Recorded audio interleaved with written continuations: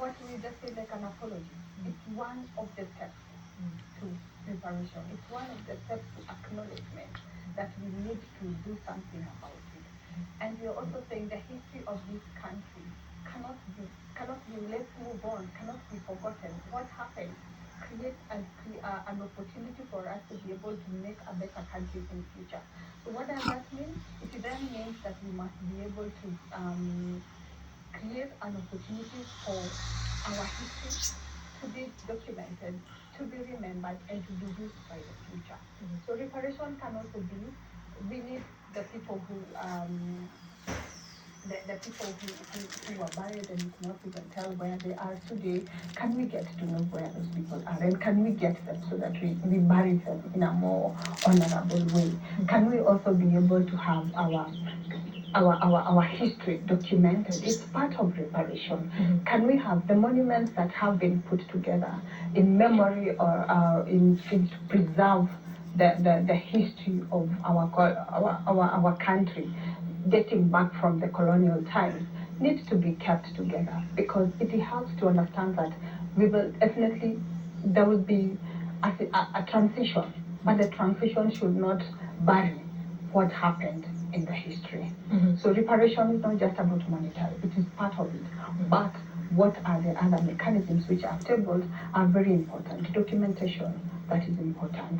Having back the bodies of those who were buried and we cannot be able to trace them, that is part of reparation, because you're having closure to these things. And also just a public apology saying you're sorry. Keeping together the monuments, all the history must be kept together. All that is reparation. Yes. One of the things that you also mentioned in your report, and I think this has been quite a big talking point for Kenyans.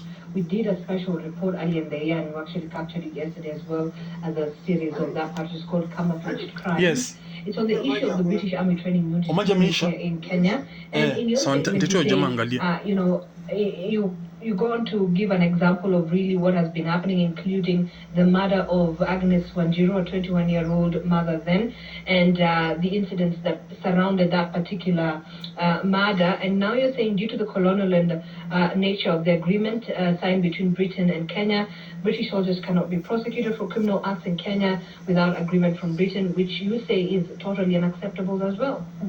Yeah. Yes, it is, because, and I think it's important that we look at these issues from the communities, the host communities. We regret that we lost one of our Kenyan women when the Batuks or the soldiers at the time were in the country. And up to date, even when we know that the case is still ongoing, up to date we have not been able to resolve that. But that matter has not been resolved. And we are also told, ably told, that the person or the perpetrator are still way at large. That is an indication that to show that, there is no goodwill to protect the rights of communities or host communities to these very important processes between two countries. How then do we make sure that it is not going to be business as usual? Is to make sure that accountability of these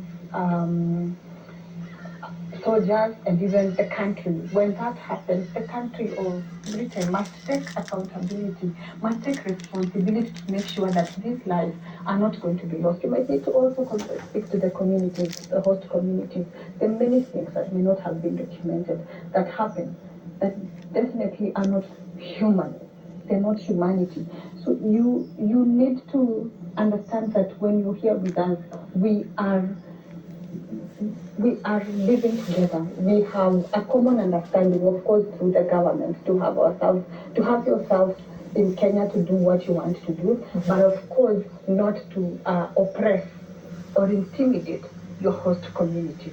So for that, we take that as an unfortunate situation that must be called out, and the British government must also take responsibility and accountability on that case and many other matters that may not have been documented. All right, and we'll come back to that in a moment. Also joining me in the studio is Ayub Gado, who is an engineer and works in solar energy financing in Kenya. Thank you. Good morning. Good to see you.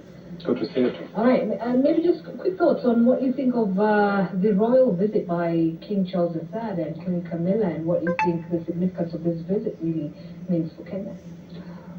First of all, a positive gesture. The fact that he's coming, and as you said, my name is Ayub, Gadu Njoroge, and helping investors from outside to invest in Kenya in solar energy at a time when we've been gripped by high energy costs. We have so many companies, international organizations that are not willing to continue operating in Kenya for the reason that the cost of energy is very high.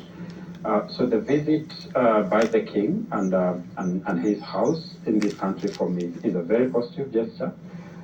First of all, the fact that he's visiting this country before he has visited others in his kingship. That's a very good thing for me, and I'm really hoping that it will come in a basket of goodies at the end of the day. Yes, I have so many things that I would love to talk about, but I will talk about a particular issue in my area that is being able to finance solar energy as an alternative energy, and not just solar, even thinking of other renewable energy sources as a way of attracting investors. Being able to know that the money outside there can also be invested in the country. Right.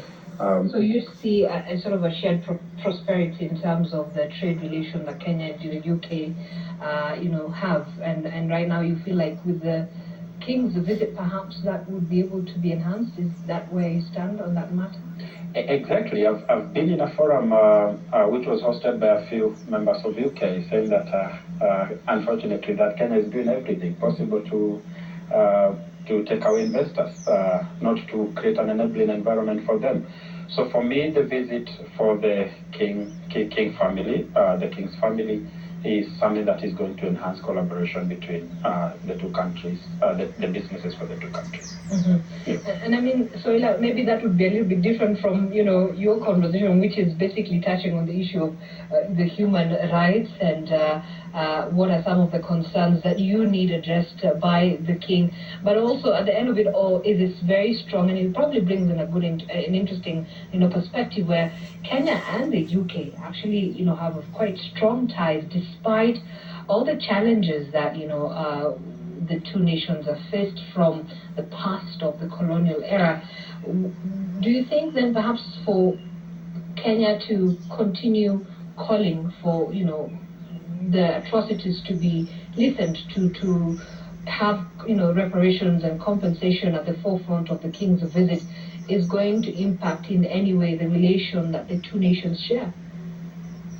Well, not in my opinion, and we appreciate that. In a circumstance or in a situation where we want to create business opportunities, we must not forget that business also goes with humanity.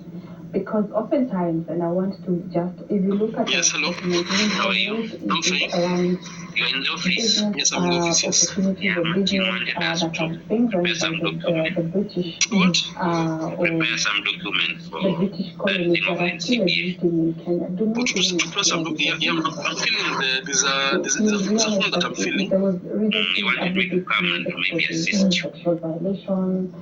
There was the so that we make sure everything is okay. So and I'm then coming. there was the flower farm question. All those opportunities are the good. next one. But then the Just make opportunities sure do not everything is there. affirm human rights. Yes. And that is the So, question you're asking. We cannot, it has always been, and that is how even the history of Kenya and colonization was, because